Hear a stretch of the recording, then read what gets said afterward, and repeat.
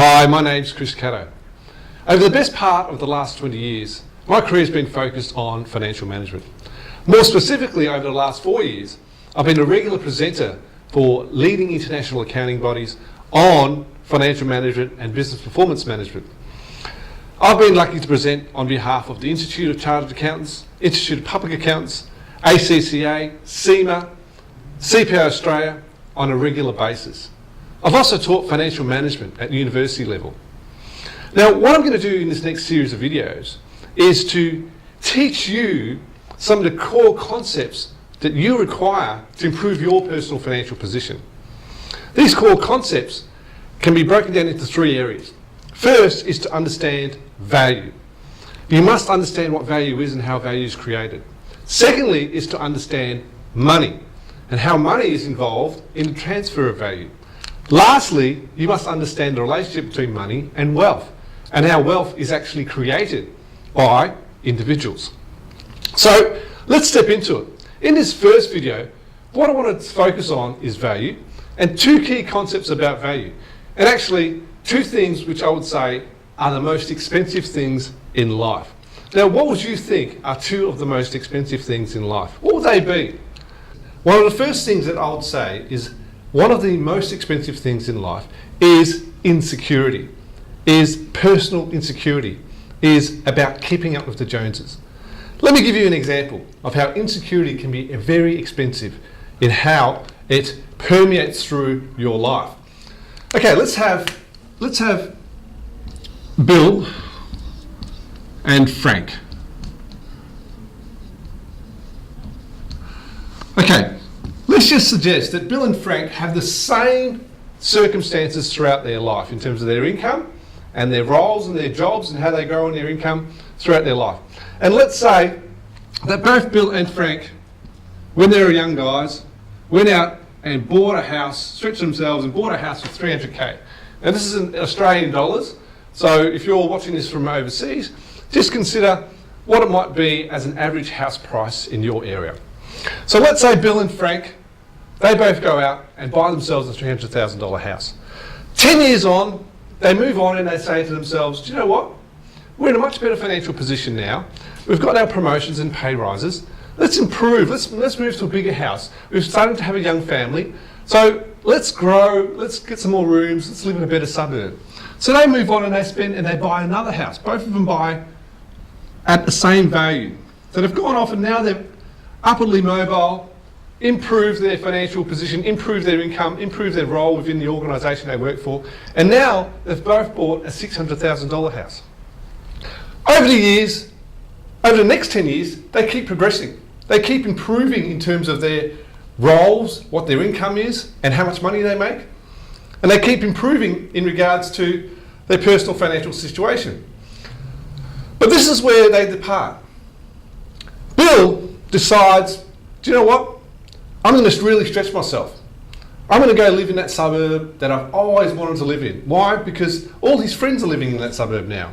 All his friends have moved forward and are living in a more affluent area. So Bill stretches himself and buys a house for $1.2 million. Whereas at the same time, Frank decides, do you know what? I'm actually happy where I am. This is a nice suburb. I don't need to keep up with the Joneses. I'm quite happy with the facilities around where I am and the people around where I am. And you know what? I can't be bothered moving, to be quite honest. But what Frank does, which is different, is Frank stretches himself as well. And Frank buys 2 investment properties. He buys 2 investment properties for $600,000. Now, they move on and they go and they end up retiring. So they've had the same amount of income, they've accumulated the same amount of pension, and they've had very similar lifestyles, apart from the fact that one's moved to a more affluent suburb. So when they retire, Bill and Frank both have $1.2 million in property assets.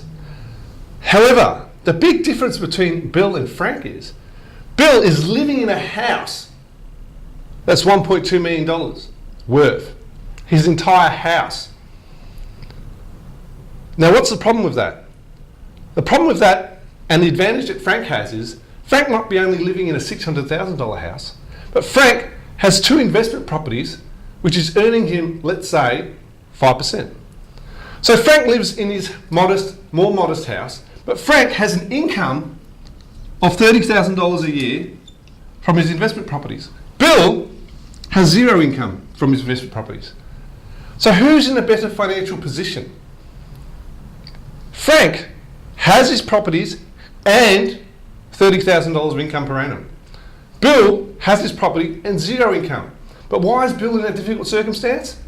Bill's in a difficult circumstance because he was insecure and he wanted to keep up the Joneses. So he bought that property that he didn't really need.